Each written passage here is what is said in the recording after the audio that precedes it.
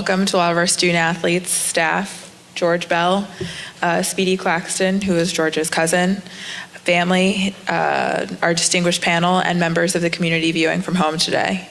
Welcome to our Race and Equity Forum, and our very first one that we've had in person since COVID-19. As a reminder, we are all here to listen and learn. With that being said, we ask that you silence your phones and utilize them only to communicate, to ask questions to myself, as I will facilitate those questions, and so they remain quiet for the evening. And second, please remember to keep your masks on throughout the event. It's amazing that a suggestion actually from a few student athletes in the room today has kind of spiraled into this series of events that we've had and hosted throughout the last 2 years, or actually 18 months. We're here to kind of get to know more about people that don't identify us, and that's amazing. We're here to learn about people that are not within our own race, color, religion, sex, sexual orientation, gender identity or expression, age, national or ethnic origin, physical or mental disability, marital or veteran status. We have an amazing evening planned this evening. We'll first hear from George Bell, again, Speedy Claxton's cousin, and his experience as a wrongly convicted man who was imprisoned for 24 years. We'll then bring up our panelists to answer questions from the audience after a review from Sidney Leguillo. Our panelists this evening are Sergio Arguetta, the Strong Youth founder, Richard Paul, a previous program participant and current intervention counselor with the Strong Youth, and Professor Abrams from our own Hofstra sociology department. Again, I'll be fielding questions to the panel this evening and accepting questions from the audience via text message, and that includes those of you at home that are streaming this now. So this is the cue to pull out your phones. This is a good time to pull out your phones, and I want to give everyone my cell phone number. My cell phone number is 760-822-3827. Again, I know that was fast. My cell phone number is 760-822-3827. Again, I encourage everyone watching at home to chime in and ask questions as well. Please utilize your phones for questions only. So without further ado, I would like to introduce George Bell. According to the Gothamists, family members describe Bell as a mama's boy, but not a shy teen. He was an aspiring DJ who liked to be the life of the party. By day, he folded clothes and unpacked cargo from Old Navy as a teenager.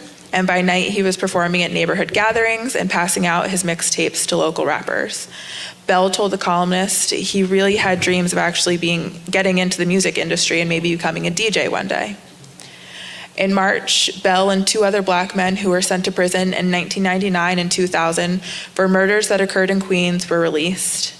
The judge who set them free expressly blamed the Queens District Attorney's Office for finding ways to hide evidence that would have revealed other credible suspects and for making false statements to the court in their quest for convictions. When Bell's conviction was overturned, he was quoted saying, "When this unfortunate journey began, he was only 19 years old. He was just a kid with no clear understanding of the law or even his own rights." He thanked the courts for giving him a second chance, in which the judge replied, "When the criminal justice system fails, it fails everyone." I would now like to bring up Mr. Bell to tell his story to everyone. Everyone, Mr. Bell.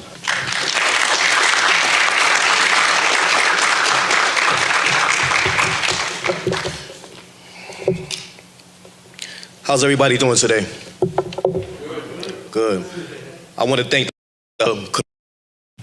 my family, everybody who's here in attendance today. It's not about the crowd that's here or a large capacity.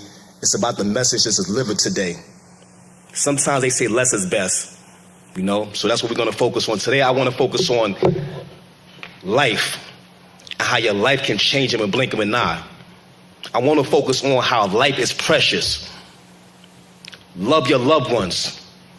How if you're a child, you could just go to the store one day and you're just hanging with your friends. And then something occurs in your neighborhood. You ain't got nothing to do with it, but you go see what's going on. You may go aid a friend and your life changes in the blink of an eye. First, I want to talk about wrongful convictions. Wrongful convictions are among the worst cases in which the social contract between the state and its citizens is broken. As a result, an innocent person is sent to prison to serve time for a crime they did not commit. Wrongful convictions statistics show that the main reason many people end up behind bars are 1, misidentification, official misconduct, false testimony, perjury, false accusation, and lastly, false confessions. Between 2% and 10% of convicted individuals in the U.S. prisons are innocent. 2,666 people have been exonerated in the U.S. since 1989. I don't think y'all understand these numbers. I said 2,666 people have been exonerated in the U.S. since 1989. Proven innocent. People have served more than 23,950 years in prison so far. When I think about that, I'm like, God damn, that is staggering. Out of 100 people sentenced to death, 4 are likely innocent, but only 2 get exonerated. 69% of wrongful convictions cases happen due to eyewitness misidentification, false confessions, and all the things I spoke about. I read somewhere the definition a law professor gave describing wrongful convictions. He said that it's a conviction that at the time seems to be the rightful one, coming from a rightful arrest. It must include a public statement about a committed crime happening and a particular individual being responsible for committing the crime, which is proven wrong at a later date by law. Bullshit. Is defined as a miscarriage of justice, also referred to as a failure of justice. Once again, today, I want to focus on life. And not to get too biblical. Mother Teresa once said, and I had this paper when I was in prison. One day I was just walking down the hall, and like in prison, they used to put like all type of like motivational quotes, religious sayings on the wall.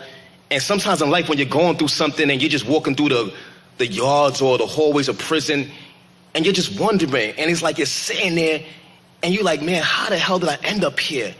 And he's like, I'm a 19-year-old kid. I'm serving a natural life sentence for a crime I didn't commit. Only thing, life. It keeps, like the word life keeps resonating in my head so much. So when I read something about life, I wanted to share with everybody because it always stuck with me. And this is what Mother Teresa said. She said, life is an opportunity. Benefit from it. Life is beauty. Admire it. Life is a dream. Realize it. Life is a challenge. You meet it. Life is a duty. Complete it. Life is a game. You play it. Life is a promise. Fulfill it. Life is sorrow. Overcome it. Life is a song. You sing it. Life is a struggle. Accept it. Life is a tragedy. Confront it. Life is an adventure. Dare it. Life is luck. Make it. Life is too precious. Do not destroy it. Life is life. And fight for it. Because that's what I did for 24 years. Like she said, in 1996, a crime happened and occurred in my neighborhood. A double homicide occurred. An NYPD officer lost his life. A store owner lost his life. Days later, around Christmas Eve, I was arrested for the crime along with my good friend Gary Johnson, and later days, a man named Rohan Boat, which I don't know. When I was locked up and I was in this precinct, and I'm sitting there, and my only thought was, I'm only coming here to aid to my friend. I'm sitting in my house one day. I'm sick. Like I said, I'm a DJ. So my best friend right here, his name is James Barber, who I've been DJ with since I was a kid. And one particular night, I'm supposed to do a party, and I don't want to do the party, so I just want to stay home. And, me being a caring individual, I'm a very loyal person. When my friends is in need, I'm gonna be there for you. I'm still like that to this day. My friend gets a call. I turn around, I'm at home, and my sister comes to my room and she says, Carl gets arrested. I'm not thinking about this. All I hear is the word arrest. And I know that my friend is in need and he needs help. I'm in his bed sick. I'm not thinking about nothing else. I quickly throw my clothes on. I said, my friend needs my help. My friend needs my help. When your friend is in dire need, especially the word arrest, and in the hood, when a man gets arrested, you know, that's not good. So I jump up and I go to aid my friend. But me not knowing, when I went to go aid my friend, that would be the last time I would see my sister as a free man. My younger brother who's here today in attendance, his name is Lance Bell. He was 5 years old at the time. He's in his 30s now. 2 children of his own. That'll be the last time I see my brother and hug him as a free man. I go to my door. I call my friend Gary over. Our friend is in trouble once again. We're going back to life. And life is precious. Always, today, remember, tonight, keep life at the forefront of your mind. Life. Keep that on the forefront of your mind tonight. So, I leave my house. And before I know it, I get arrested. I don't know why I'm getting arrested. I have no idea. I'm not committing no crime. I'm not out there slinging no drugs. I'm out there shooting nobody. I'm just a normal kid living my life, DJing, folding clothes, being happy, being a mama's boy, and loving being with my family and hanging with my cousin Speedy. That was my life. And in 1 second, my life altered. I found myself in a precinct, not the one in my neighborhood. The first thing, I'm being accused. They said, you killed a cop. I'm like, you got the wrong man. I said, just imagine you're at home and you're in your bed. You're in your bed just relaxing, you're sleeping, you have a flu. And 1 minute, you're in a precinct and somebody's in your face saying that you committed murder and you killed the cop. How would that sit with you? Many of us grew up watching The Twilight Zone. I remember I grew up watching The Twilight Zone. And I said, man, maybe this is like a cruel joke, or at the time I felt like I was in The Twilight Zone. But for 24 years, I lived The Twilight Zone. For 24 years, I'm in this precinct. And it's hard when I think about this and I have to speak about this. I don't like speaking about this, but I know that I still have to speak about this, because if I do not speak about this, none of y'all would never know. Your children would never know. You can never go back home and tell your children, your loved ones, your mother, your father, your brother, your sister about the atrocity of this injustice. A lot of times, we watch the news. I was one of them individuals who always watch the news, and we see a crime happen, and the first thing you say, man, why the hell did he do that? Because this is what the news do. You see, and we see things, and we automatically believe it. But now, going to 2021, we know it's a terrible miscarriage and injustice what's going on in the world. We know that. But when I was younger, I was naive too. I thought when I see somebody on the news commit a crime, they did the crime. So I'm standing in this precinct, and I know that they just made a terrible mistake. I'm gonna go home. We're gonna clear this up. I'm gonna go home to my mama. I'm gonna go DJ with my buddy. I'm gonna call my cousin up. I'm gonna go hang out with him. And this is what I actually thought. And the first thing I said, you got the wrong man. But then hours turned into hours. Hours went by. I'm sitting there being interrogated for a crime I didn't commit. And I'm sitting there and I'm crying, I'm screaming. In the back of my mind, I said, I know my mama's gonna show up at this precinct and come and get me. I know my father's gonna come and get me. I know that they made a terrible mistake. I knew this in my heart. But it did not play out like that. It didn't. I was in this precinct, an innocent man, a 19-year-old kid. I didn't know the laws. I didn't even know my own rights. I didn't know nothing. I had a limited education. I was a special education student. And I worked at Old Navy clothing store folding clothes. That was my job. So I'm sitting there thinking like, I can understand if I'm out there committing crime and doing these things, but I'm like, I'm a good kid. I'm a mama, I'm a good man. So I'm back in my mind like, why is this wrath descending upon me like this? So I'm sitting in this precinct, I'm crying. I'm like, you got the wrong man. And when I gave the wrong answers, the wrong things happened. The abuse started happening. The physical abuse. The physical abuse. And I said that, I know this is police brutality. And they said, no, this is how we get things done. And I'm like, man, hours and went by. My mom ain't show up. My family ain't come get me. Who's gonna help me? Who's gonna come for me? Who is gonna come to my aid when all my life I've been came to everybody else's aid? So now I'm in need. And who's gonna help me?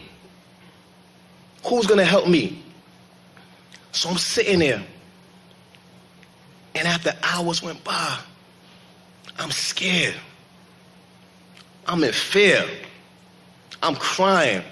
And I have a detective keep pounding on me mentally, verbally, saying I committed this crime. So after a while that I was a skinny little kid, I only weighed 150 something pounds with long hair. After a while, I'm scared. So I said to myself, I'm gonna say anything he want me to say just so anything can stop. Just so I could go home to my family. Maybe I thought in my mind that I can go home to my family if I say what he wanted me to say. But it didn't happen like that. Like I said, I didn't know the law. I didn't know my rights. I didn't even know what capital murder meant. I didn't know that capital murder was the highest charge in the land. And me being a 19-year-old kid, when I confessed to a crime I didn't commit, I was facing capital murder. By the time the damage was done, it's a man here today, my lawyer, my family friend, like my uncle. His name is Mitchell Denniston. He's here with his family. By the time the damage was done, I met this big old guy. He came in there and, I already confessed. And I don't even know why I even did it. I was scared. And he was working for Capitol. He said, I work for the Capitol Defender's Office. I'm like, he said, I didn't even know what the Capitol Defender's Office meant. Capital, life. You see how we keep going back to the word life? Life without parole. Your life changes. Your life can change in a blink of an eye. Keep the word life at the forefront of your mind tonight. So, I get this lawyer, Mitch, Sonia Zoglin, another lady named Hillary Hockman, and they saying that I could be facing a death penalty. And I'm like, how the hell am I facing a death penalty when I didn't do nothing? I didn't commit no crime. I didn't do nothing, but I'm facing a death penalty. And a few hours ago, I was just laying in my bed, sick. I remember when this crime happened, it was all over the news. I remember watching it on TV. And the first thing I'm saying on my mind is, kids, we in the neighborhood, we talking about 96. When you see crime, that was like the big thing in the neighborhood. When you see things like that happen, you like, man, whoever did this shit, man, their ass is going down, man. And these are things that go in your mind. But you would never thought that it can happen to you. Life, it can change in a blink of an eye. And it happened to me. So now I'm facing capital murder.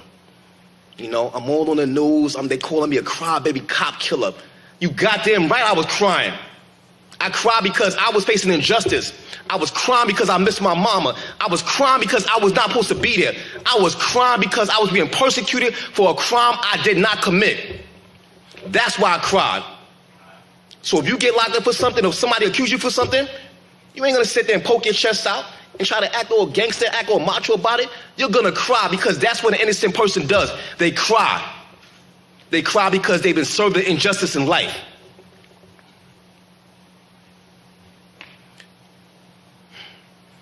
So Mitchell Denniston, he fought with me.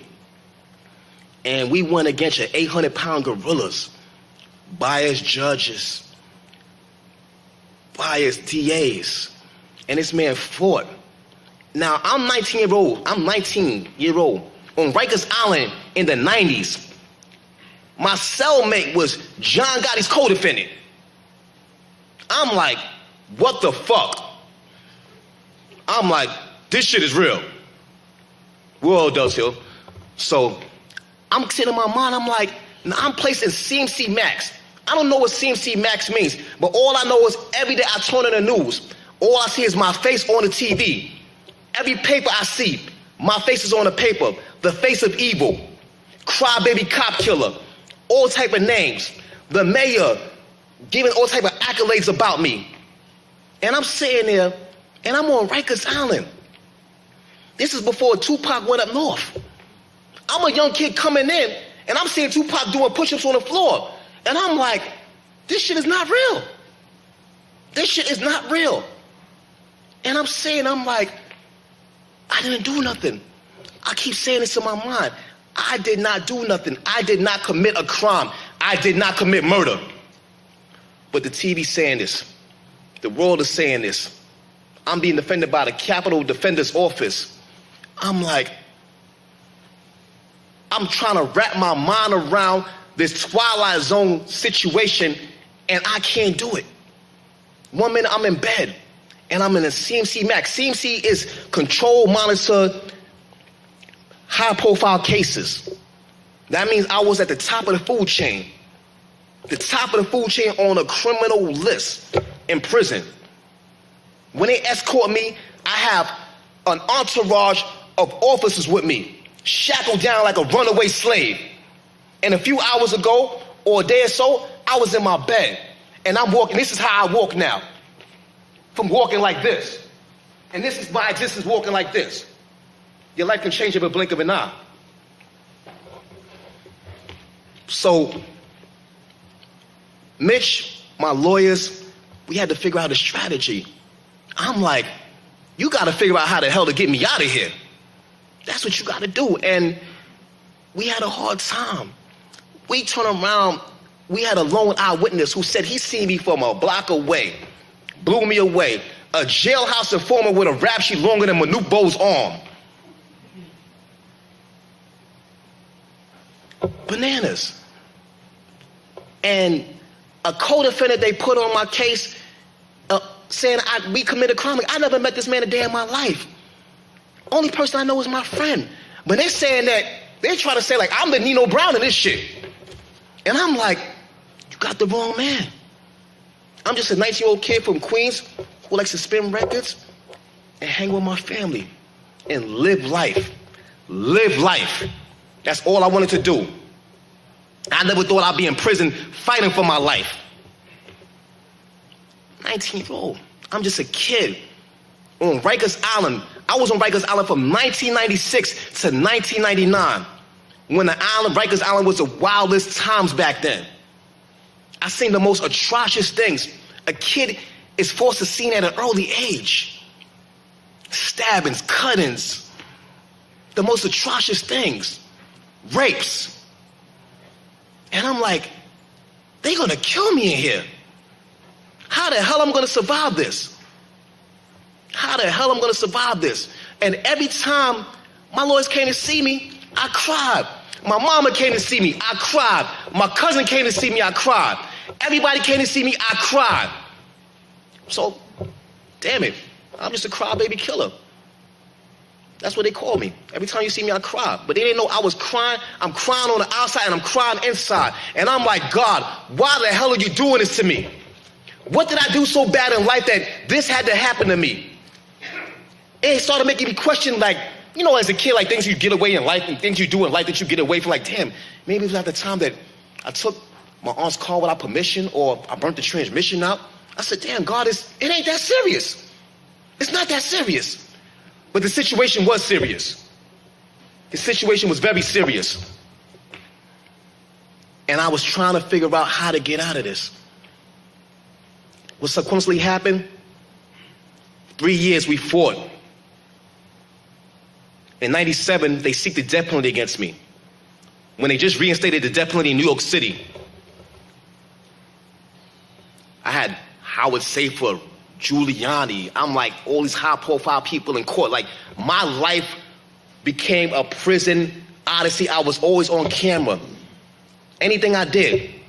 And I'm sitting in court, and they saying that the state of New York is seeking a death penalty against George Bell. I'm sitting there like, I'm numb. Because at the point, I done cried so much that I'm crying, but no tears is coming down no more. Because my well is running dry. And I'm saying like, this just can't get no worse. How bad can this get? How can I get out this situation? Now I'm facing a death penalty. And I'm like, man, now they're gonna try to kill me for a crime I didn't commit. I'm like, my life is over. But I still gotta fight. My motto is, I refuse to lay down. I refuse to lay down. I refuse to give up. Giving up was not an option. My mother told me, she says, if you on death row, if you're on death row, I'm still gonna visit you. It doesn't matter where you're at, where your family, we're gonna be there for you. I said, I ain't giving up, mama. And I ain't copping out to something I didn't do. I refuse to, because this is my life. And I have to fight for it. I have to fight for my life. What ended up happening later on, we fought for 3 years. In 1999, I was convicted. I was convicted. I couldn't believe it. For 3 years on an island, I'm convicted for capital murder. So people don't really know about capital murder. Once you're convicted, you have to go to a penalty phase. A penalty phase is when they talk about all the mitigating factors in your life. You have to have like all the people who say you did good things, whatever. Basically, they have to come up there and beg the courts not to kill you. In layman's sense. I had to go to the penalty phase. I had my lawyer's boss come and tell me, cop out. So I'm like, all right, cop out to what? They're like, natural life. I said, man, you out your rabbit ass mind. I said, I ain't copping out to that. I'm not doing that. Get out of my face. I'm not doing that. I'm not copping out. I refuse to cop out to a natural life sentence for something I didn't do. That is out the question. That's not happening. Let's keep the trial going. Because in my mind at that time, I said, if I get the death penalty or I get natural life, I'm still going to fight. It doesn't matter where I'm at. I don't give a damn if I'm on the moon. I'm still fighting to get back to earth, to my family. Because that's when you have determination and you know in your heart that you've done wrong. And you says, you know what? I'm going to fight to get back to my family. And you know how that fight took 24 years. A 24-year fight. The day I got convicted, my mother, she jumped up and ran out the courtroom because she refused to see her child get persecuted for something he didn't do. I always had that scene in my mind. I always had that scene in my mind. And that thing ate at me for so many years. So many years. She couldn't see that. She couldn't see a lot. She couldn't see them lay their hammer down on her child. No parent wants to see that.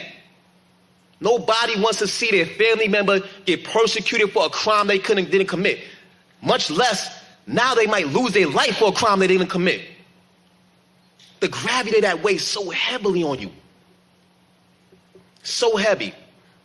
The day I got convicted, my friend, my lawyer, came in that bullpen. He told the officers, open the gate. Open the gate. Mitch, you remember that day. He said, open the gate. I'm sitting in the middle of this bullpen. I'm numb. I'm just sitting there. I don't know what to do. I don't know if I can go right or left. I'm just sitting there like, my world is over. But I gotta keep fighting. But when you think about it, you're a young kid and you're facing a death penalty now. The stakes then went higher. Mitch came in the cell and he scooped me up in the biggest bear hug and we cried. I broke down and I cried in his arms. And he says, I'm not gonna give up on you, George. I'm gonna fight for you. I'm not gonna give up on you. That hug alone is like a socket in a battery. It gave me energy. It gave me life. It let me know that we're going to make it through this. I don't know how we're going to make it through. We didn't have no blueprint. We didn't know what we was going to do, but we know Mitch knew I was innocent. I knew I was innocent. His family knew I was innocent. My family knew I was innocent. For 24 years, we fought. We fought for 24 years. Along his journey, I met another individual, another man. His name is Peter Fiorello. He's here tonight. A retired homicide detective who was familiar with my case. It's a funny story. I remember, I think it was like around 2012 or something like that. I got mail one day, and they should know, the first thing he says, listen, hey, he said, hey, I'm Peter Fiorello. I'm a retired homicide detective. He said, don't bullshit me, just tell you a story. I said, oh, they trying to line me up. I said, Ma, cops are sending me letters in prison, Ma. They still after me, Ma. They still after me. Says, you know, I wrote, call Mitch. Mitch says, don't answer him. Don't answer him. I said, goddamn right. I ain't answering Mitch. I ain't gonna answer him. So, you know, Peter, he reaches back out again. And I'm like, damn, this guy he's sending me another letter. He says, don't bullshit me. Then he says, I know you're innocent. I'm like, oh. I said, now we're getting somewhere. Now we're getting somewhere. So I told Mitch about it. So we later on, we reached out to Peter, and Peter says, I know you're innocent, and I know the cops was involved in your case. And he says that I got involved not to take the case apart, but to congratulate the officers. He said, but the more I started digging, the more I started seeing that it didn't add up. It didn't add up. So he kept digging. And you know, like a dog who has a bit in his mouth and he doesn't let it go? That's you, Pete. Pete never let go. I said, man, I got somebody else on my team. I said, shoot, I'm locked up for the death of an officer. Now I got a retired homicide detective fighting for my life. Fighting for my life. I have more people on my team now. I have more hope. Along his journey, you know, Peter's digging, Mitch is digging. And, you know, I went through all the appellate attempts. I went to the highest court. And every time I went to a court, they rubber stamped me. Denied. I'm like, man, I ain't do this crime. And every time they kept denying me, it's like that glimmer of hope started fading. And it's like you're in a room. It's like you're in a room and you see this iron door. And the iron door is like and it's closing slowly but slowly. And you're doing everything in your power to keep this door open. I'm acting like I'm in 300 mentally. I'm like, don't let this door close. We have to find a way to keep this door open. And I'm like, man, it started getting darker. Mitch used to tell me he didn't want to give me false hope. But I needed some type of hope. I needed something that was going to keep me going. I needed that. I thrived off of hope. Sometimes I had to lie to myself because a lie to myself for hope kept me going. When everybody else said it might be over, I said I refuse to give up. So one day, I put together a synopsis of my case. Now here it is. I don't know nothing about the law. I started going to the law library. I started studying. I started learning about different cases. I had to start getting a better understanding to fight my situation. When you're in a bad situation, you have to find the right tools to utilize and help you out of the hole you're in. If anybody remember Batman, remember when Bane broke his back and he was in that well, deep in that well? And I remember watching that movie. And I remember watching every time Bruce Wayne, he's throwing up that lasso. He's trying to get out. And every time he's trying to get out, he's trying to get halfway up, and the people down there are cheering for him. And they know, he snaps, he swings back to the side. I felt like I was Bruce Wayne. And at the bottom of that pit was the criminal justice system. And I said, man, every year I had to keep swinging that lasso, trying to get it to the top. I said, I ain't giving up. I refuse to give up. So I swung that lasso for 24 years. I kept swinging it. kept swinging that lasso. We kept fighting. We never gave up.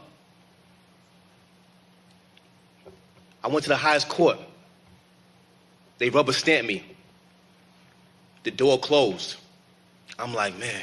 So now it's like I'm in this room now. The room is dark.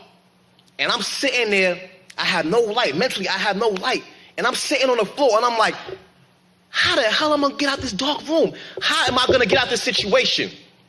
So I kept writing my synopsis. I'm sending thousands of letters home with my family. My mother is going to the mailbox every day with stacks of envelopes, and we're sending them to lawyers, law professors. My brother's networking for me. My friends is networking for me. I said, we're not giving up. Even though the room is dark, like a blind man, you may not see something, but it's like Braille, you feel. You feel.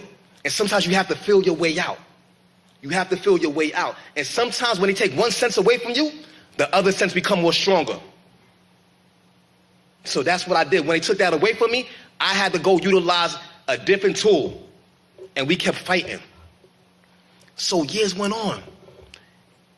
And then later on, down the line, they came to me and they said, we have evidence that you didn't commit this crime.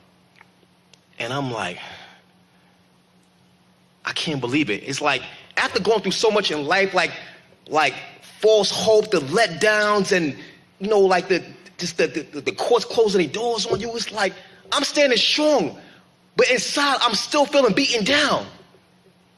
But at the same token, I'm still looking for hope.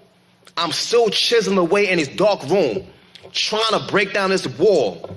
And once they told me they had some evidence that I didn't commit this crime, and they had it for years, before I went to trial, before they see the death penalty against me, they had all this, and I could have went home to my family, and you chose to keep this away from me, my defense lawyers, and chose to kill me for a crime I didn't commit?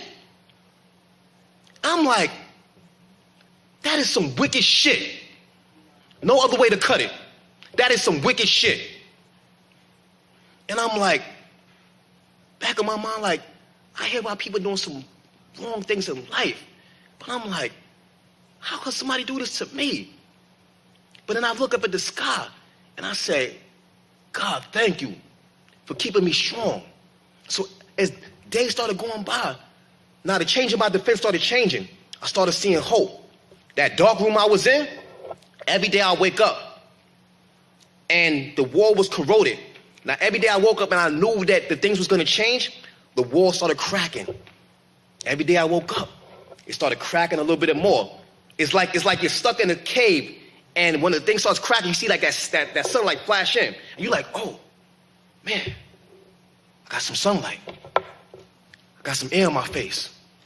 I may make it to the surface. So every day I sat there and I watched this wall break down. Pardon me. I watched this wall break down every day. Oh my God. This is new technology I'm out here dealing with now, you know. When I left home, I had a beeper and a Motorola Great Flip, you know what I'm saying? I'm still trying to figure this thing out right now, you know. This is a blessing and a curse. But I say, you know, I watch this wall break down every day. And I woke up and I watched it break down with a smile on my face. And I had a picture of a mountain on my wall. Every day, I would wake up and I would look at this mountain. And this mountain, the picture of this mountain, the picture started getting tatted, beaded up, ripped up. Oh, what the hell? Yo, I'm doing a speech right now, my brother. I'll talk to you later. That's what I guess we gotta do.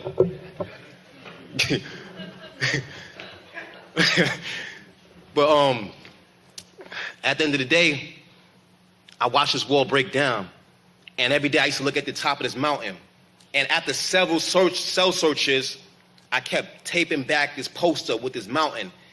And I said, I have to reach the top of this mountain. I have to reach the top of this mountain. And I said, every day Every day I woke up and I mumbled to myself. For years I mumbled it to myself. Today I'm going home. Today I'm going home. Bell, what do you want? Child, yard. I want to go home. I want to go home. I want to go home. I kept saying this every day.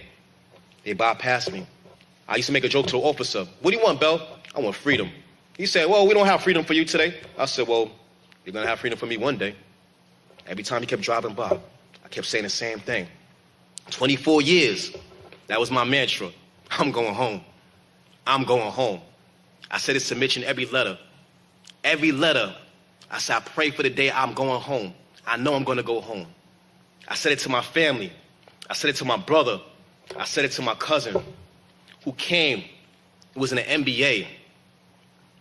And this man, I'm facing capital murder. My cousin, Speedy Claxton, my brother, my twin, still came to court supporting me. Drafted to the league. First year in the league, came to see me. I'm like, I go on the business floor one day and they're like, there's a white Bentley in the parking lot. I'm like, all right, so what? And so, I get on the business floor. They're like, oh, Speedy Claxton's your cousin. I'm like, yeah, so what? I don't know he's coming to see me. I'm thinking about just watching him on TV, sitting in myself on my black and white TV, watching my cousin shake out on the court, watching him go against Michael Jordan. Somebody we idolized growing up. Blew me away. Playing with Allen Iverson. And I'm fighting for my life. My cousin's out there living his life. But yet he was in the NBA and still came back to check for me. Gave me that hug and said, I ain't forget about you. And you're going to get through this. Blew me away. And every time he got off, every summer, he came to visit me. Came to visit me in prison. In the NBA. That is love. That is commitment. That is belief in your family members' innocence. That is belief to know that I'm going to get out of this. So now, we finally got this evidence and everything together. And they come and tell me, you have an opportunity to go home. And March 5th, this year, I was in my cell once again. Same officer. It's funny thing about the same officer. He comes by to my cell one day. Now he's coming with a smile today. He says, oh, Bell, how you doing? I was like, what's up? He's like, you got freedom today. I was like, you goddamn right. You goddamn right today I got freedom. Because that was my mantra for 24 years.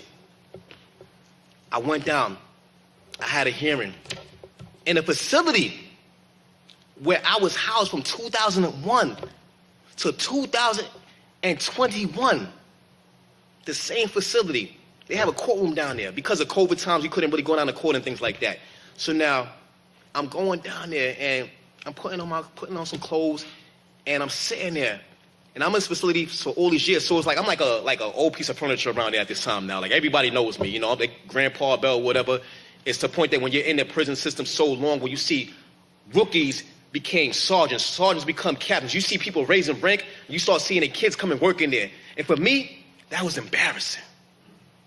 That was some embarrassing stuff. So you turn around, you see their father locking you in. Then one day, their son is locking you in. Then one day, their daughter's locking you in. And I'm like, damn, I've been in jail too damn long. Where the kids is growing up around me, and the kids is locking me in now. That is, mentally when I think about it, I said, man, I went to prison. I had hair on my head. Came out with a bald head. I was in prison. I had COVID. I caught COVID in prison. Fought for my life. On a hospital bed, can't breathe. Waking up in the hospital. Damn, they feel like I'm on my deathbed. Feel like I'm fighting the devil. And I'm in there, and this is subconsciously before I got released. Now I'm laying up in the hospital fighting for my life. Now I have an opportunity to go home.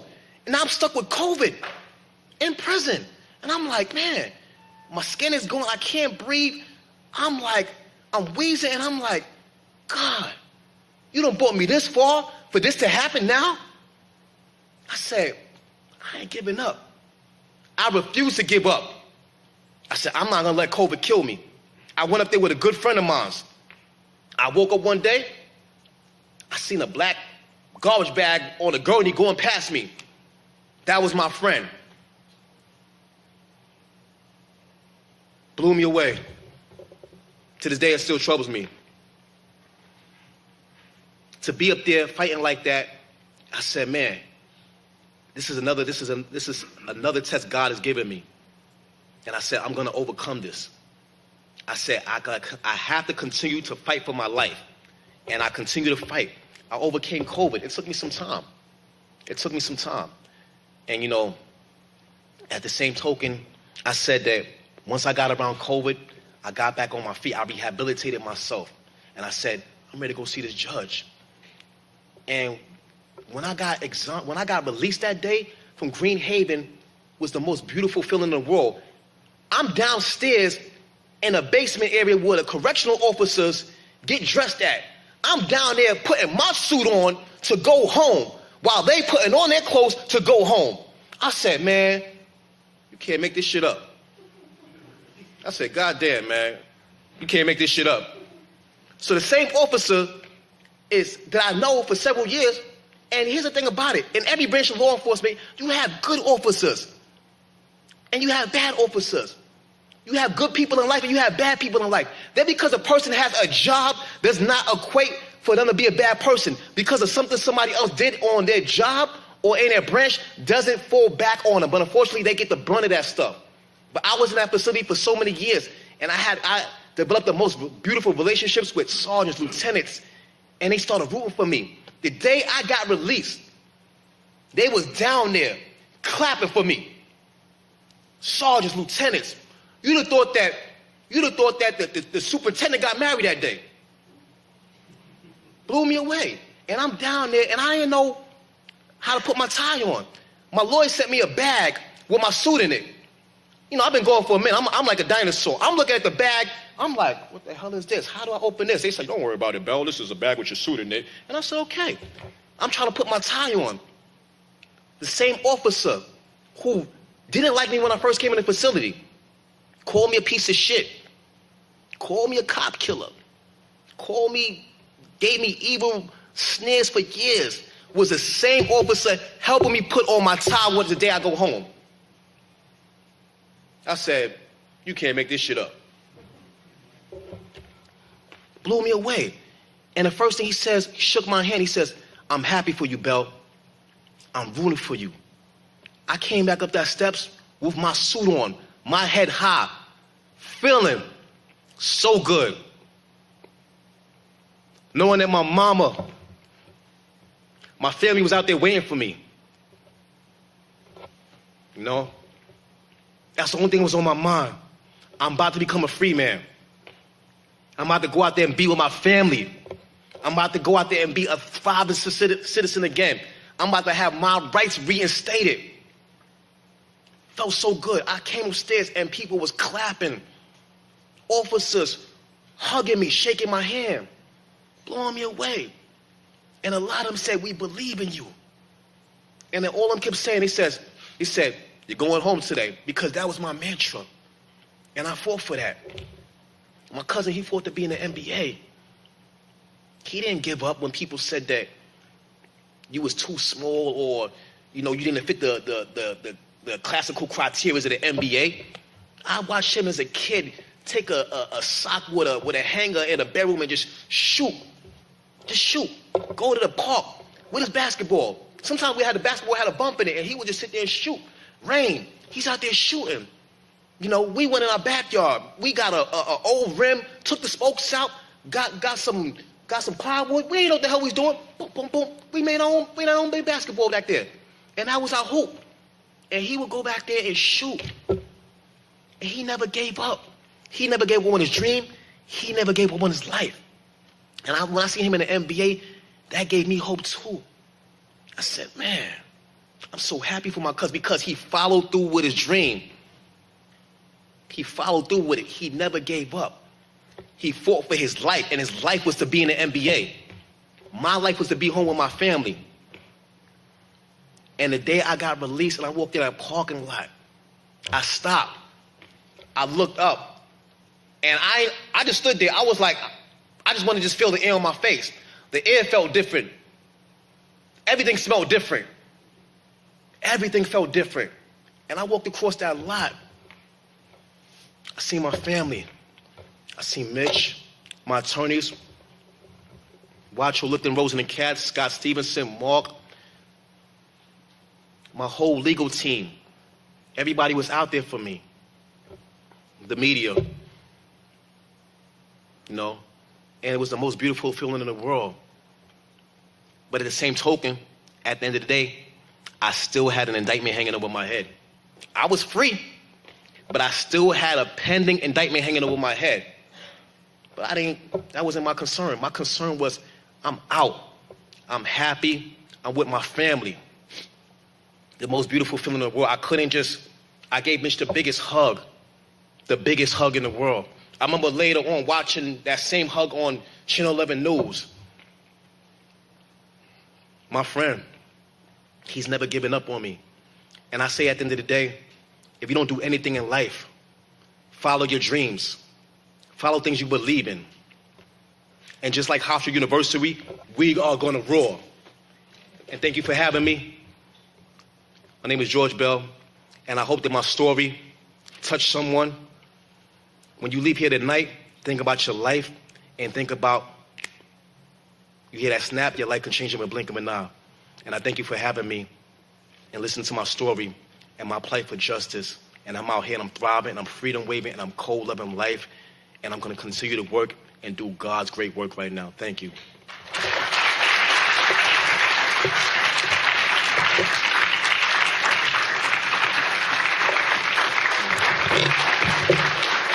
Thank you.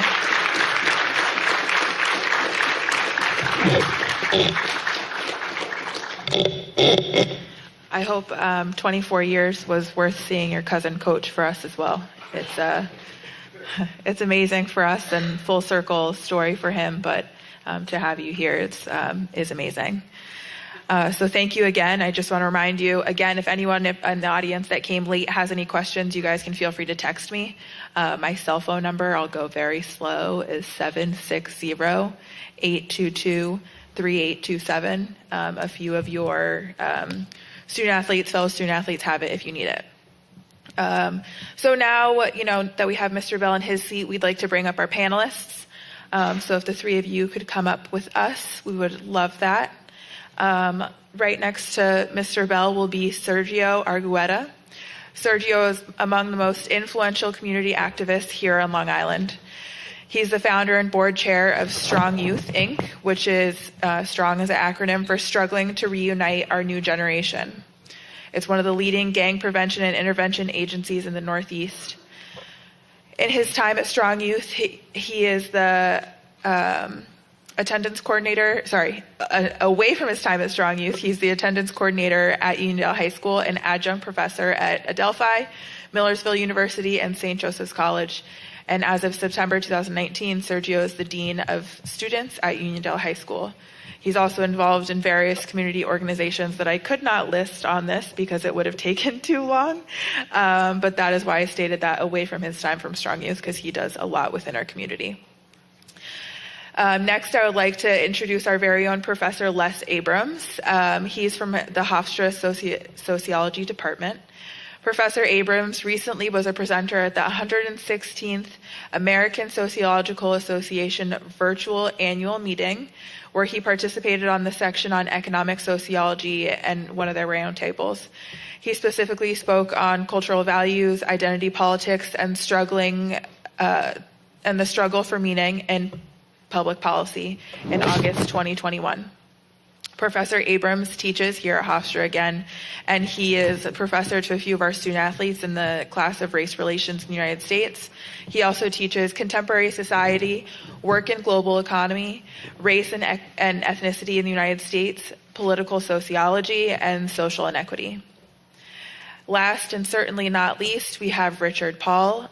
He is a previous Strong Youth participant and current intervention counselor, and he will actually be giving his own introduction today. If you all want to grab your mics, they're currently off, so I will go ahead and help you flip at least yours on, Rich.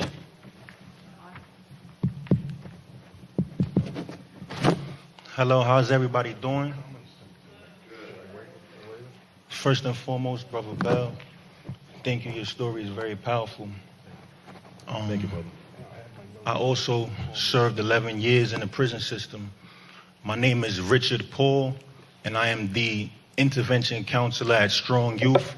Pardon me, excuse me. I am an intervention counselor at Strong Youth, one of 3, and hopefully it will soon be one of 10, one of 20, one of 30, one of 40, because just outside of these college walls, our young people need credible messengers and individuals with lived experience to connect with them and communicate with them in a meaningful way. As a part of my role as intervention counselor, I do beef mediation, shooting responses, murder responses. I build with youth and their families. I hold individual sessions as well as group sessions that challenge the problematic and dangerous mindsets that are cultivated, that can be cultivated in the streets, that often lead to incarceration, death, and, like the brother spoke of, split-second decisions that lead to lifelong consequences. Prior to my role as intervention counselor years ago, I was a participant in the program, and I had the honor of being mentored by this gentleman right here, Sergio Arguetta, and our current executive director, Razmia Zatar, and I attribute a lot of my transformation to these 2 individuals. I truly believe that these 2 individuals saved my life. With that being said, I'm honored to be here. Thank you for having me. Thank you, and thank you to our panelists. So I will give you a couple minutes to kind of settle in. In the meantime, we will have our very own Sydney Leguillo from field hockey come in and touch on a few key concepts that will help frame our discussion tonight. Sydney is a junior from Virginia, majoring in political science here at Hofstra. She's our SAC president, SAC Equity and Wellness coordinator, and active member of our Hofstra for All committee, who's sponsoring this event tonight. Sydney has utilized the skills and concepts that she acquired last year when she took part in the Colonel E. David Voysick Jr. Esquire Pride Leadership Academy to help guide our department to be a more open and equitable environment. So it's my pleasure to introduce Ms. Sydney Leguillo.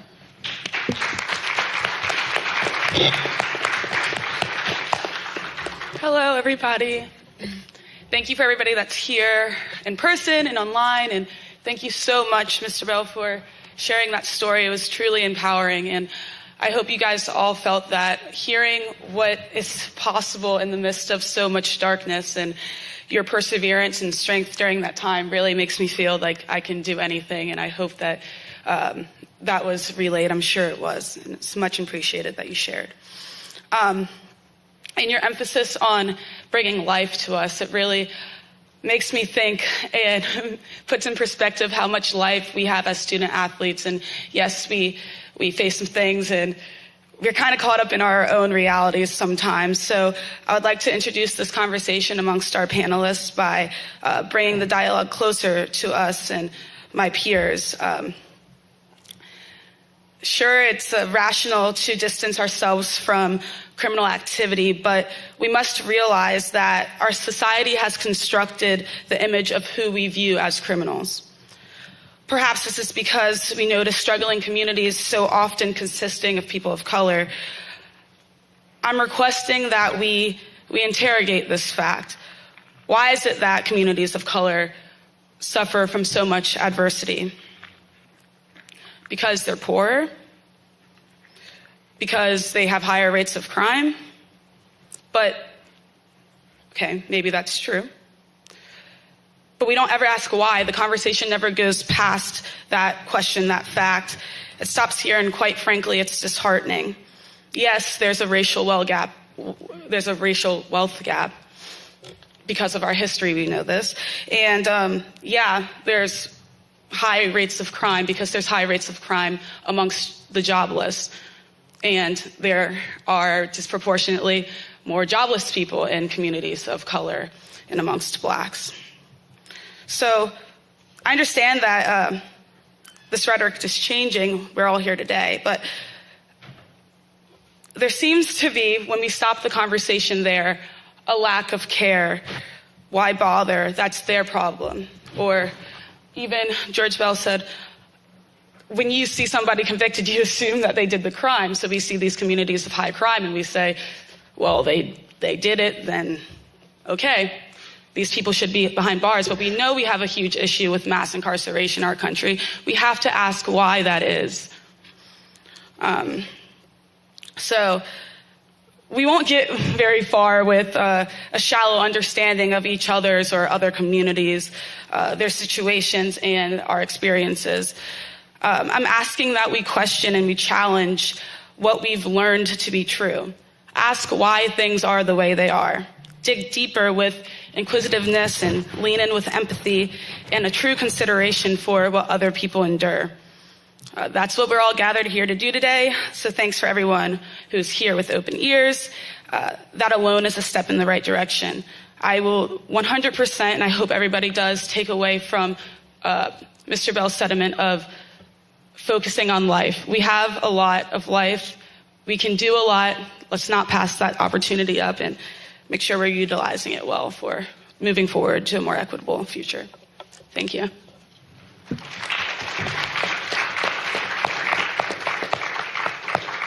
Thank you, Sydney. Before we begin, Professor Abrams would like to come up to give a few follow-up statements and notes. Professor Abrams.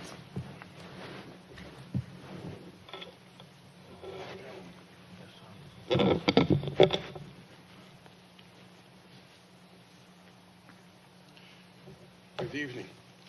I was asked to prepare a few comments.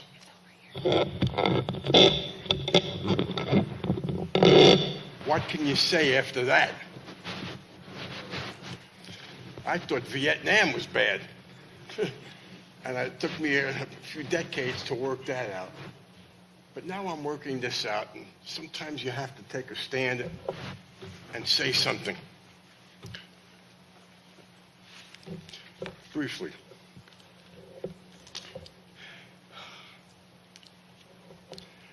I am honored to be here.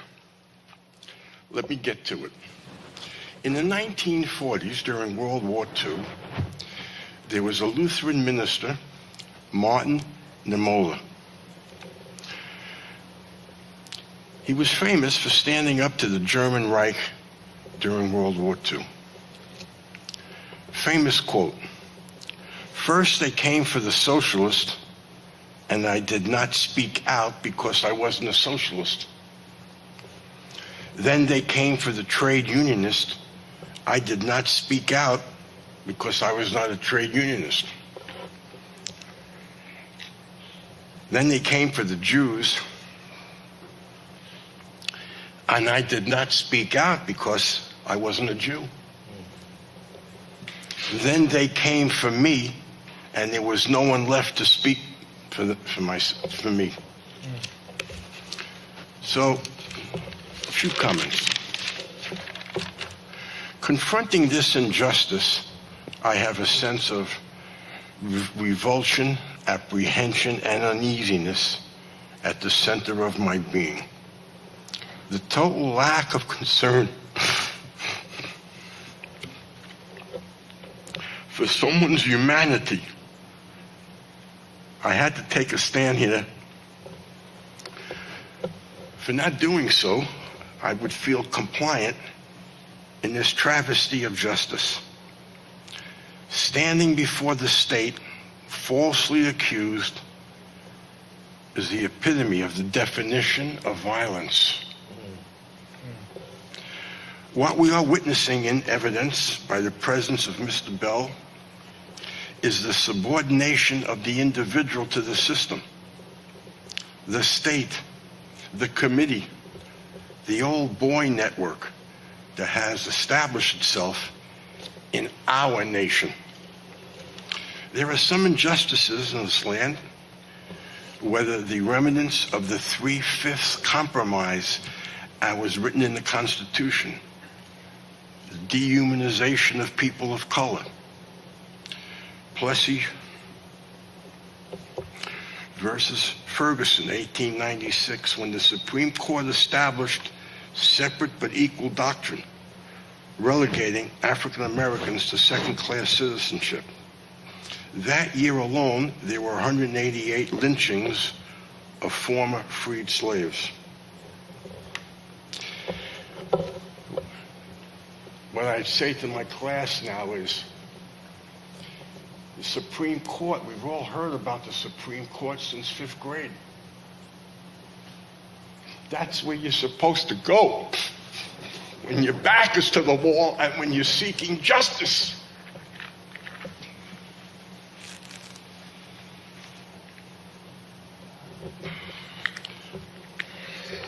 Furthermore, the black codes were suppressive laws and ordinances throughout the South in the attempt to maintain the plantation system. The infamous Dred Scott decision in 1857, in which Chief Justice Roger Taney penned the majority opinion, stated, and I quote, "Yeah, I can believe this. This is the Supreme Court. Black people were not and could never be citizens of the United States. And furthermore, blacks were inferior and had no rights that a white man was bound to respect." Close quote. A racial hierarchy, black subordination to white supremacy emerged law by law, ordinance by ordinance, passed by the powers that be. Tonight I am bearing witness to an injustice. There is more. Injustices that puts profits before people. We have prisons for profit. Doctrine of the marketplace over the dignity and quality of human life. A nation with a racial hierarchy. Radical inequality. Unlivable wages. Lack of affordable health care. Lack of housing for tens of millions of people. According to Michelle Alexander in her extraordinary book, Mass Incarceration in an Age of Colorblindness, there is a stigma of color and implicit bias. And instead of improving schools, she goes on to say, we build high-tech prisons for profit, known as the prison industrial complex. The jails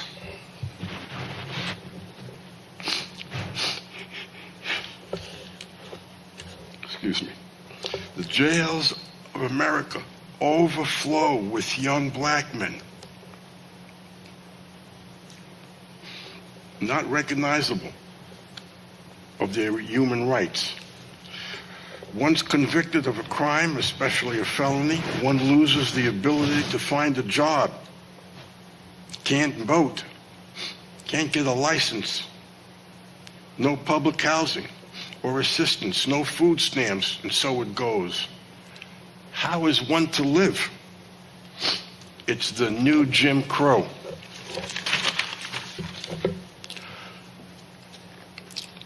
The United States is the world's leader in incarceration. There are more than 2.5 million people in prison, a 500% increase in the last 40 years. Black Americans are incarcerated in state prisons across the country, 5 times the rate of whites. Dramatic racial disparity. Imprisonment rate is just par for the course and does not seem to cause much public angst. Hopefully that will change. Afro-Americans are 13 to 14% of the population, yet fully, tonight as we speak and sit here, 33% of the Afro-Americans are dealing with the criminal justice system. That's criminal in and of itself, a third of the population. Pardon me. There are, I get worked up. There are 1.2 million Afro-Americans under lock and key this evening. People with felony convictions account for 8% of the overall population, comprise 33% Afro-American males. Stop and frisk.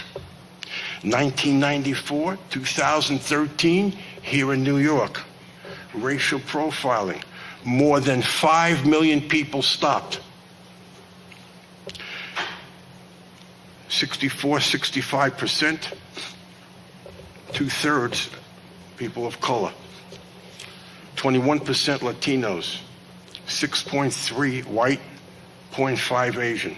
Demeaning and humiliating. Those estimates reflect an economic and social disparities in the enforcement of law and in felony convictions in an era of mass incarcerations. I guess it's got one page left. It won't be long. According to Michelle Alexander, it started out as a war on drugs and then quickly turned a war on race. Either way, the murder or false conviction of people of color by law enforcement is state-sanctioned violence that stems, according to her, from the black codes, from slave patrolling in both North and South, or the federal government's role in ending Reconstruction. Too soon, it ended 18 years after the Civil War. Yeah, it was political pressure to get the government out, and we still have political pressure. The local boys like to run the show. It all has to, it's criminalized and, I'm sorry, incapacitated black people rather than provide justice. It perpetuates and maintains a caste system. In conclusion, I just have to add a comment. I find it fascinating, really disgusting actually, that there are 1,000 characteristics about a person. They're tall, they're short, they're good, they're not, they're this, they're that, and we focus on one variable, color. And you can trace it back when the slaves first got here. In quoting Dr. Martin Luther King, concerning injustice, he said, and I quote, "Injustice anywhere is a threat to justice everywhere. We are caught in an inescapable network of mutuality, tied to a single garment of destiny. What even affects one directly affects all indirectly. What is needed, I feel, is love unbounded, increased democracy from the workplace to the marketplace, from the streets to the voting booths, healthcare, a livable wage, pensions, Social Security, and so forth. Opening up the system to all would be a good way to go."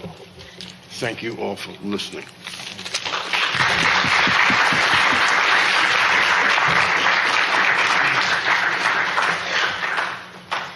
Thank you. We will now transition to our question and answer segment, so thank you for those who have submitted questions. The first question is actually a great segue, I guess mostly for the strong youth.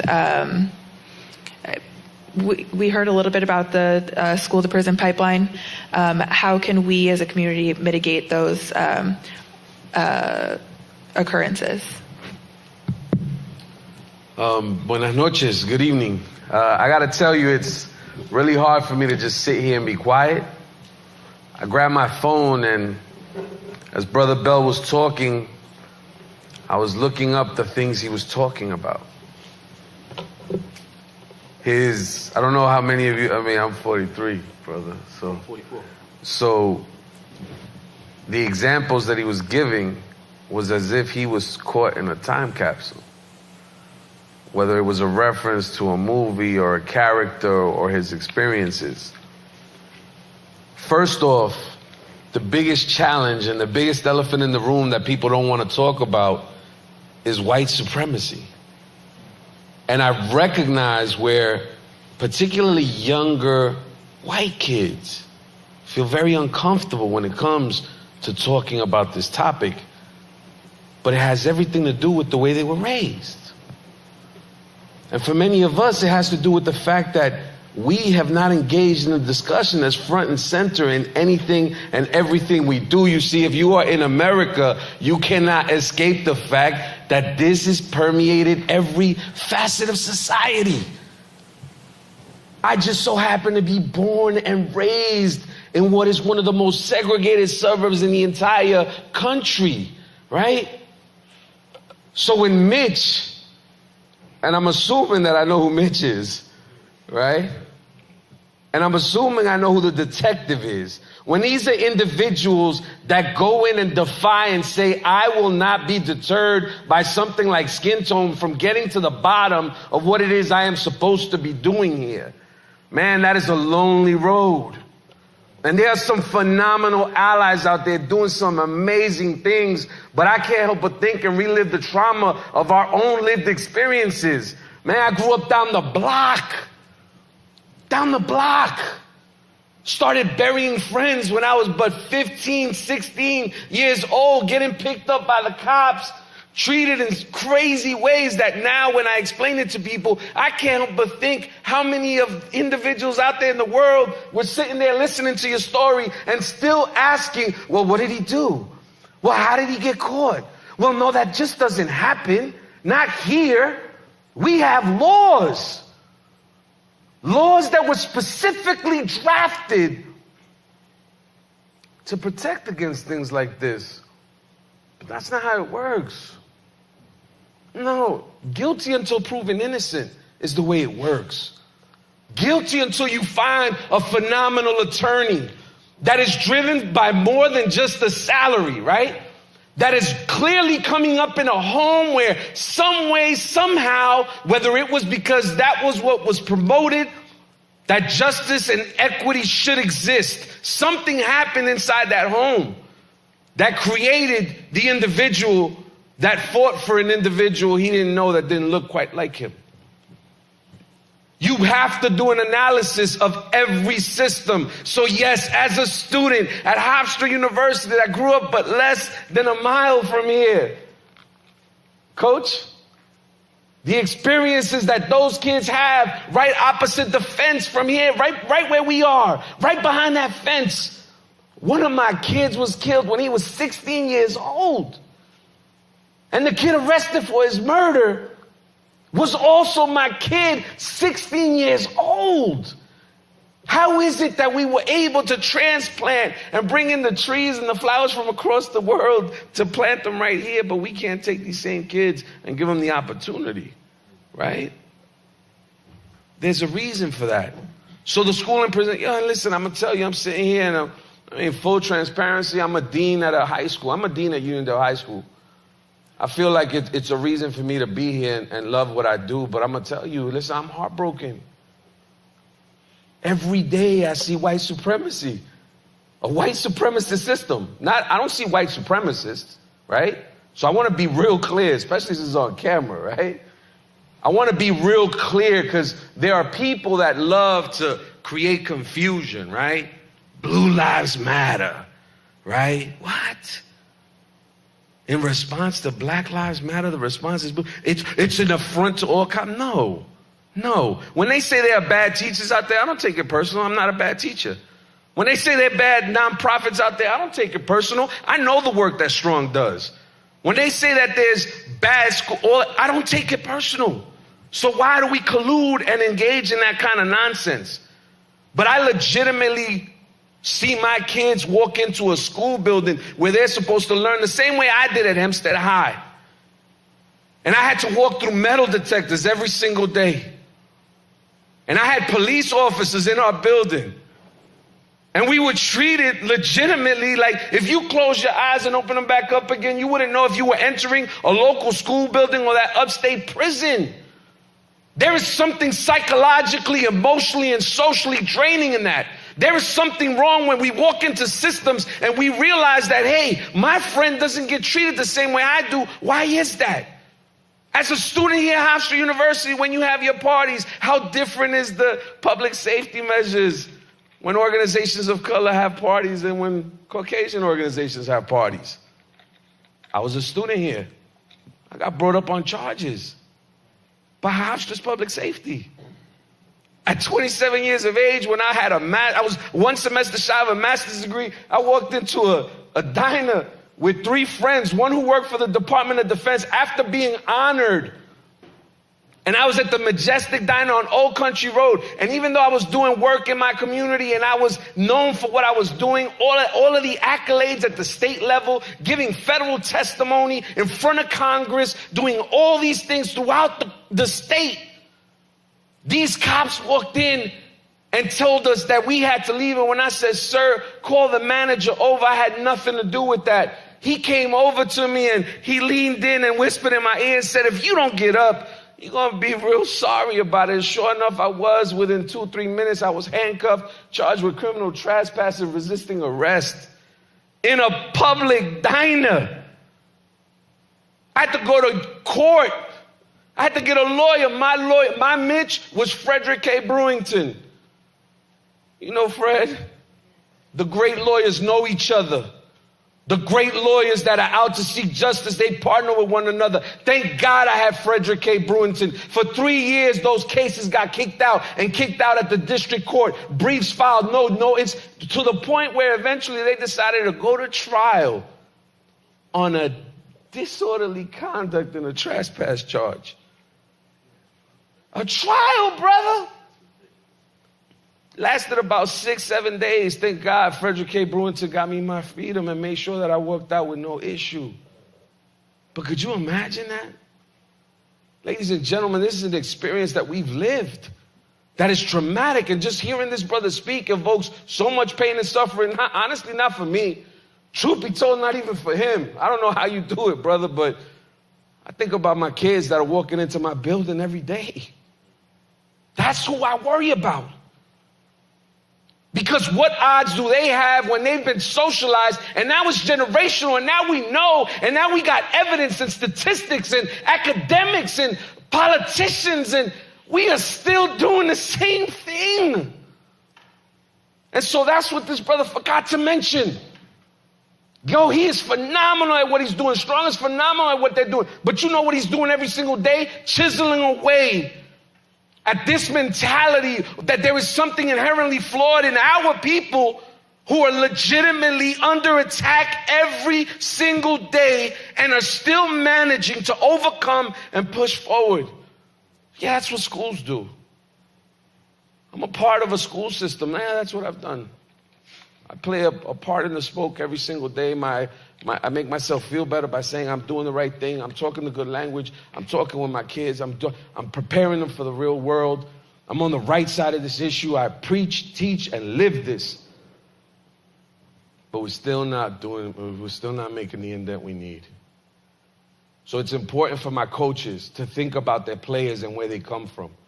And chisel away and make those brothers. The same way they play basketball out there on them courts, the same way they play on those fields, they need to learn each other's lived experiences. That is the reality. You should not be able to be a student at Hofstra University if you are not doing something for the local community. And that, young lady, young sister, is why I'm so proud of you.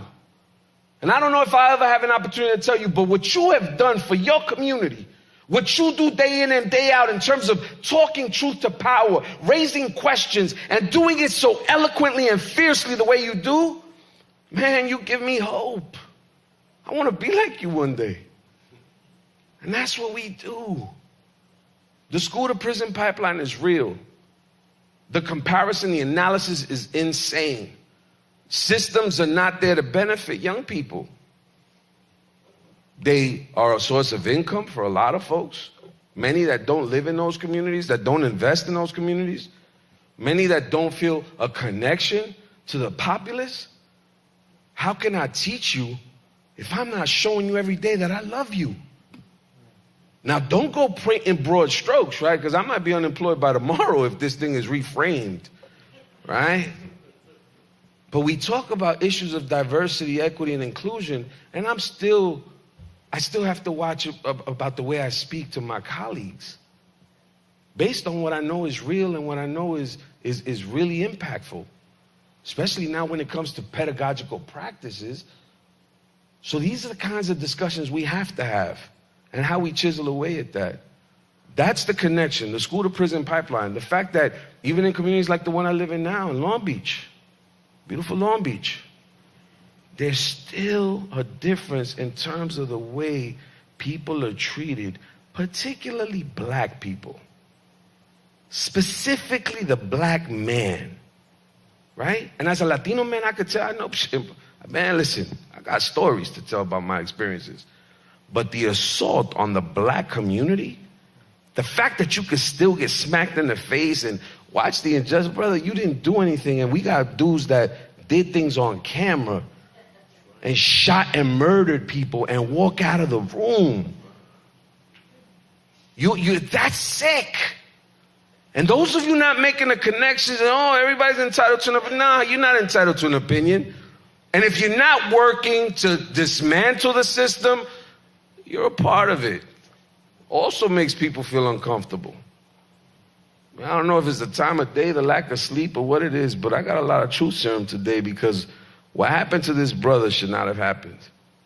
What happened to this brother should not have happened. What happened to me and a bunch of others. And this is real. And if you don't think it's real, then by all means, I hope, first off, if you still questioning, I hope you're not even in the room, right? Because sometimes people feel they have to be in the room, right? And if you're out there in the world, in the virtual world, still listening to this, and you're still sitting there like, that can't be, that's not real, then you're a part of the problem. And we have to start chiseling away at it, because the school to prison pipeline is real. Thank you.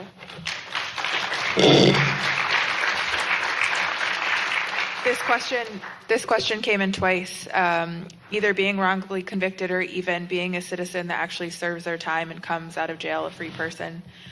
Those people do not get the opportunity to be a full citizen again, and Professor Abrams spoke on it. So as you know, it's common for people previously in prison to be denied, again, housing, employment, social services, food stamps, and virtually being barred from the legal economy. It creates a compounding issue and chronic cycle of recidivism, which I'm sure most of our panelists can speak on. But George specifically, did you see this cycle often? And do you care to speak on your experience reacclimating to the broader society? Yes, I do. Like I said, I haven't been home even a full year yet. I live in Long Island myself now too, beautiful area. But even for myself, I was going 24 years, and a lot of times, I had to learn a lot of stuff coming out here. My first day, I'm coming home, and I'm sitting on a van I'm sitting in a car with my family, and my father hands me his cell phone. So I'm looking at the cell phone, and I'm like, he said, well, how's your cousin on the phone? Speedy on the phone. So they hand me the phone. I'm holding the phone upside down. I'm like, hello, hello, hello. And they like, Junior, you got to hold it right there. I said, how the hell he's going to hear me? But I say this to say that, it's a reacclimation process. For me, when I came home, I went shopping. I went to Sunrise Mall, and they asked me for my email address. I don't even know my email address. I'm giving this guy straight cash. I'm like, why is he asking me for my email address? It's things that I had to learn coming out here. I had to learn. I'm still learning. I had to learn to use a cell phone, learn how to text. We live in a world of social distancing now. Even when I was in prison, they said social distancing in prison is no social distancing in prison because you actually live on top of a person.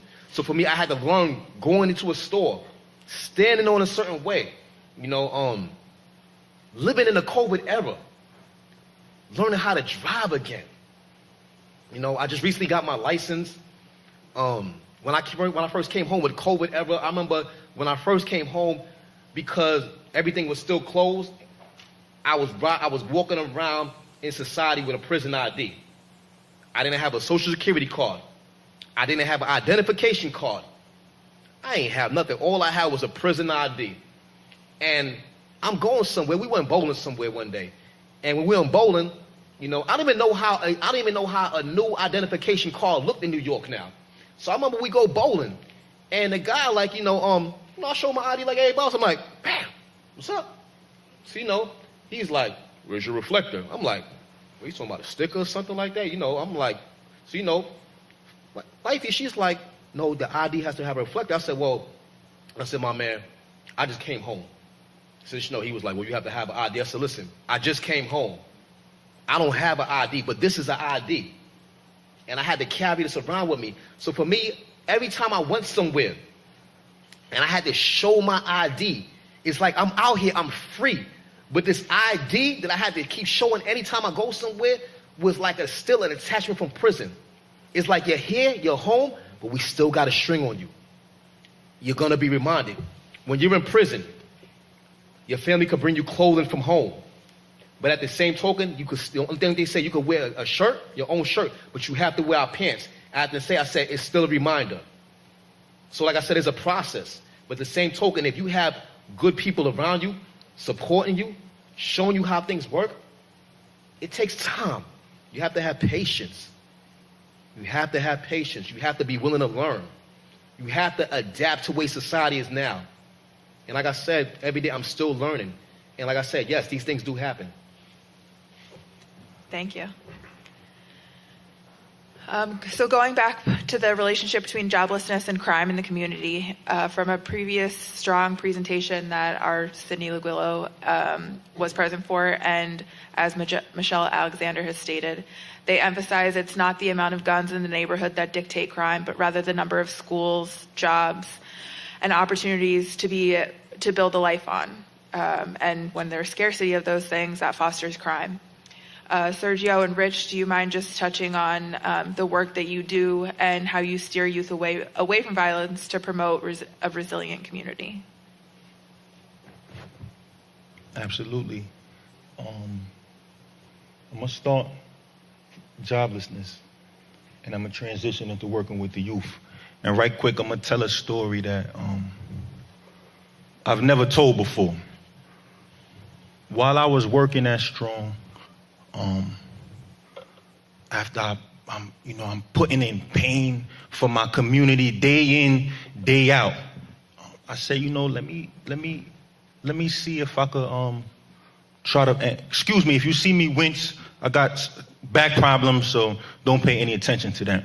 I said, let me see if I could find some employment to try to make some more money. So a friend of mine is working at Home Depot. He says, bro, they're hiring like crazy, right? He said, people are leaving the job every day. It's a million positions open. Come down and fill out an application. So I go and I fill out the application. I come dressed well. I've done 1,000 mock interviews before. The interview goes great. The gentleman tells me that I have the job. He says, it's nothing too crazy. The only thing you'll be doing is bringing boxes from the back to the front.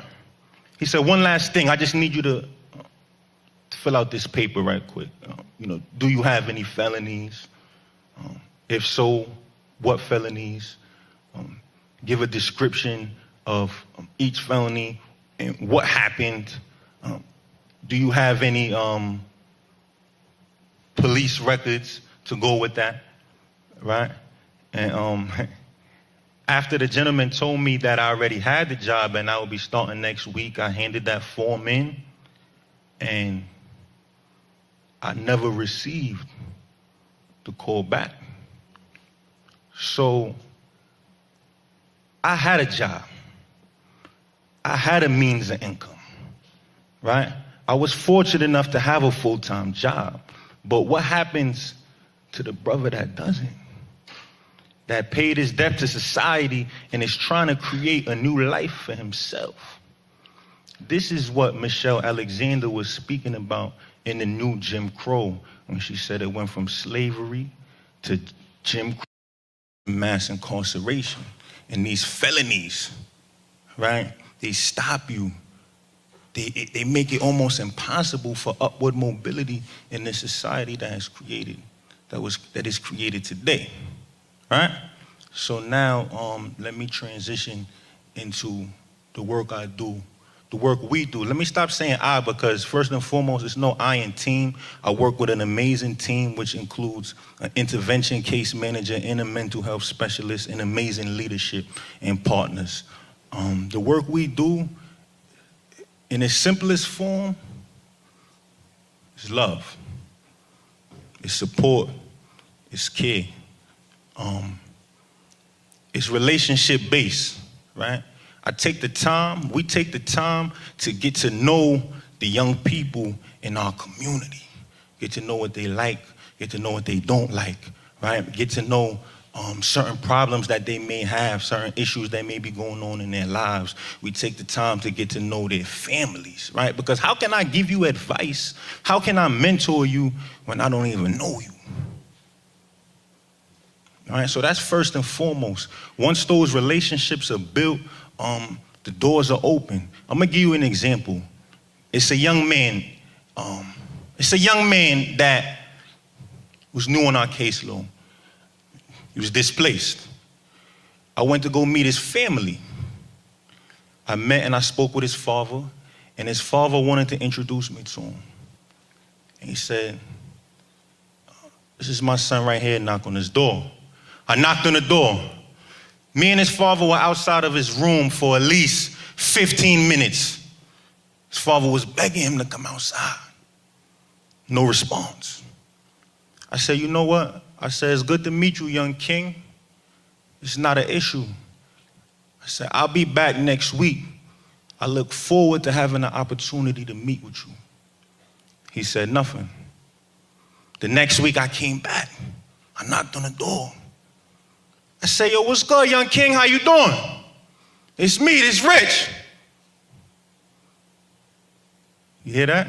That's what I heard. Nothing. I said, okay. I said, listen. I said, listen, I was just thinking about you, so I just wanted to stop by, see how you doing. I'll be back next week. I returned the third week. The fourth week, I knocked on that brother's door. Did he say anything? No. But he gave me a handshake. This day, I'm humbled and I'm proud to say that me and that young king work very closely. He's enrolled in school and we have an amazing relationship, right? And now he's open to the advice and the mentorship that I have to give him. He's open to hear about my past experiences, so hopefully he doesn't make the same mistakes that I did. But it comes from time, it comes from love, it comes from support, and it comes from consistency.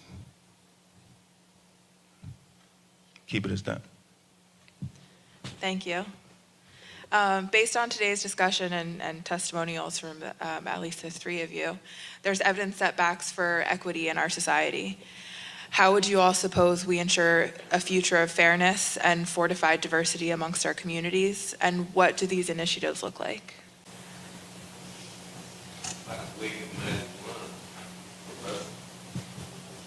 Well,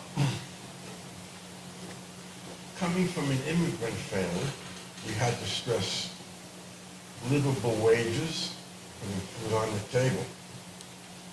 So when anyone asks me a question like this, first thing is show me the money. Second, we talk about democracy all over the world. We need to increase democracy in the workplace. You don't need all this globalization. If there was collective bargaining and stronger unions, the 1% or the Wall Street or the banksters couldn't get away with this. Democracy needs to be widespread, and they're fighting tooth and nail not to spread it. We need more people voting, and it goes on and on now. So I'd start with democracy, I'd start with money, and try to develop as much networking as power as Abrams is doing in Georgia. Mrs. Abrams, she knows she's running for governor again. We need her in every state in the union. Thank you. That's a good segue and plug for the NCAA Civil Activism Day. Yep, that sounds right. Every year on November 2nd, the NCAA is giving off to every student athlete and staff to ensure that they vote. If you don't or not registered in the local community, we encourage you to do an absentee ballot. If you don't know how to do that, there are experts on campus that can help you do that. Hofstra participates in Hofstra Votes to get you registered. So again, there are experts on campus, but we do get that day off to engage in our civic duties.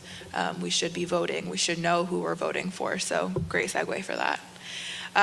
We did get a last question in, and we can kind of wrap it up after that, but clearly there's flaws in our criminal justice system. In what ways, as student athletes, coaches, staff, and community members here in the room and virtually today, what can they do to positively impact our communities that struggle with high levels of crime and incarceration?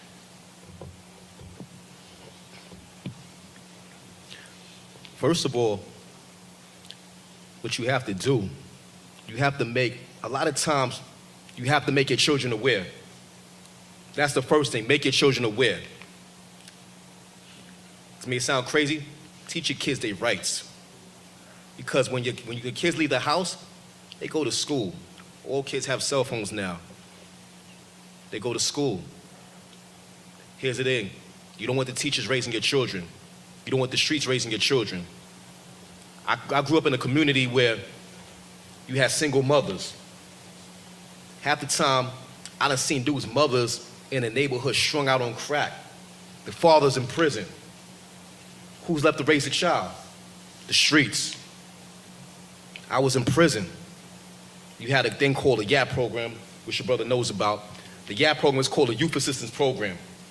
And basically, every month, they would bring like, and I don't even like to even say this word, troubled kids. I hate that cliche, troubled kids. We place like titles and everything on kids. Kids is not trouble. A lot of times it starts from somewhere, but you have to catch them. A lot of times these children are the spawns of the things we did in our neighborhood. The crack babies, the crack mothers, the drugs. Dudes in prison, especially myself, we tore our communities down for so many years.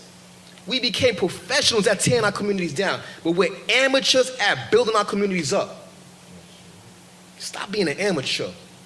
You want to be a pro baller? You want to be a pro rapper? Be a pro upliftment of your community. Teach your kids their rights. Once you start teaching your kids their rights, everything else will follow. Teach your kids their history. I'm not just talking about black history, I'm talking about history in general. Here's the thing about it, we have technology. I remember I used to have to sit there, read books in prison. I read books for several years. Now it's like information is at the touch of your fingertips. It's good, but the same token, I feel like sometimes it forces kids, like it doesn't really give them an opportunity, like really dig and research at times too. But now that you have information at your fingertips that's more accessible, utilize it. That's all I want to end with. I'll piggyback on that, right? And so what I will say is that we have to get back to a healing-centered approach. And that's really what we're really focused on. My young people need healing, my community needs healing. And it's a constant, because it's not just a physical sort of assault, it's psychological and emotional. So when we talk about the crack epidemic and what it did, we can't ignore the fact that it was a purposeful attack in terms of the way they promoted crack and pushed it into our communities, right? We know that they destabilized Latin America and, to run illegal wars. Like, this is real now. They got Netflix on it. You don't even have to watch a documentary or read a book anymore. Now it could be education, that could be entertaining.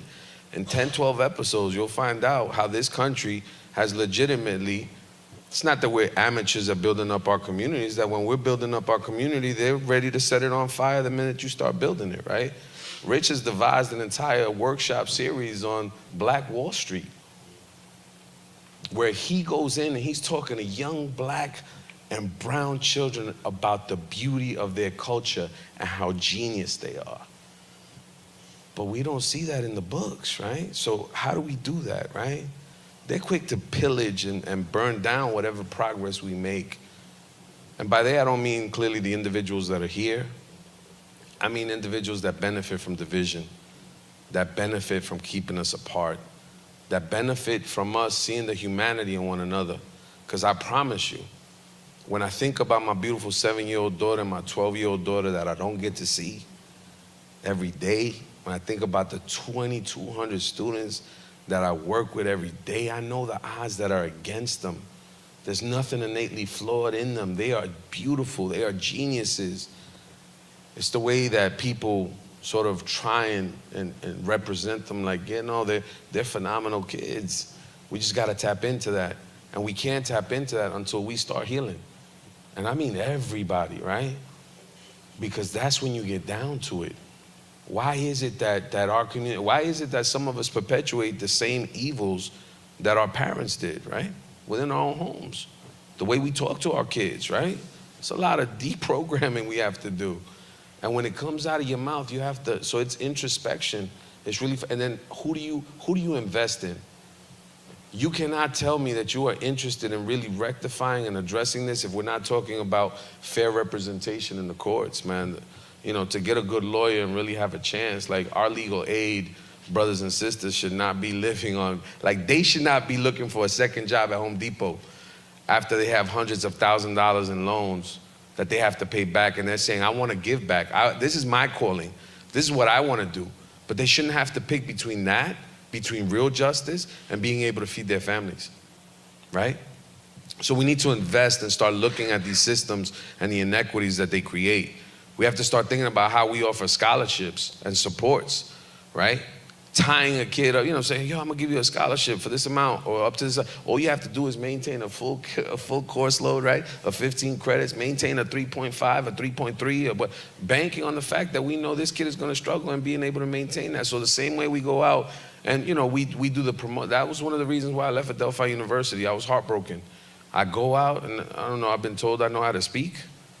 And people that believe in me and social work profession would come up and I'd be like, yo, this kid's gonna follow me first to go to college and his family, and is gonna go pay, at that point it was $32,000 a year for 2 years, right? Or for 4 years to be a social worker. Even though my community needs that person, I'd be like, you know what, just go somewhere else. These are the struggles, right? You know, the fact that I went to Hofstra University, I went to Nassau, then I went to Hofstra, and I went to Stony Brook, and the only loans that I ever had to pay back that took me forever to pay back were the ones here in my own hometown with all the good I was doing in my community. Now, I'm not looking for a handout, right? These are the kinds of things we need to focus on. Investing, right? Put your money where your mouth is, and most important, put your actions where they need to be too. And it starts with this kind of dialogue, as uncomfortable as it is, right? And really moving forward. Thank you. Good. I would love to thank everyone for being here this evening for our conversation surrounding the wrongful conviction of George Bell and how it impacts us here at Hofstra and our community today. Thank you, Mr. Bell, for sharing your story, Sergio and Rich from Strong Youth, and Professor Les Abrams. It's our hope that you leave here today with a more informed understanding of how we can help and utilize our platforms to enact change. When you walked in this evening, you guys got a little card, or should have been given a little card, with 2 QR codes. On one side, it's a QR code for resources, a resource list that our very own Courtney Dina put together surrounding the topics that we discussed here today. There's books, Netflix series, articles, podcasts, etc. On the back of that, the second QR code is for a survey. We would love for you to take a few minutes and take the survey just to see how we're doing with tonight's programming. So please take a couple minutes to complete it if possible. Again, I just wanted to thank you for being here this evening, and we hope you arrive home safe. Go Pride.